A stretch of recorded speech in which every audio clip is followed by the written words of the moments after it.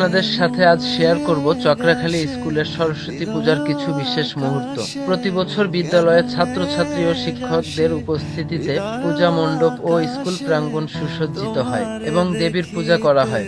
স্কুলের মধ্যে ছাত্রছাত্রীদের পরিবেশনায় সাংস্কৃতিক অনুষ্ঠান হচ্ছিল, সেখানে বিচারপতি হিসেবে উপস্থিত ছিলেন বিদ্যালয়ের শিক্ষক শিক্ষিকারা। বিদ্যালয়ের ভিতরের মাঠে অনেক দর্শনার্থী উপস্থিত হয়েছিলেন, তারা অনুষ্ঠান উপভোগ করছিলেন এবং পূজা দেখছিলেন। আসলে বিকাল টাইমে মাঠটা একটি পুনর্মিলনের স্থান হয়ে ওঠে। যথারীতি যে যার পছন্দ মতো সাজগোজ করে সারা বিকাল মাঠে ঘোরাফেরা করার জন্য চলে আসে। মেলার মাঠে যত লোক এসেছিল তার মধ্য থেকে বেশিরভাগ লোকই ছিল মেয়ে মানুষ এবং তারাই অনেক সুন্দর করে সেজে গুজে এসেছিল।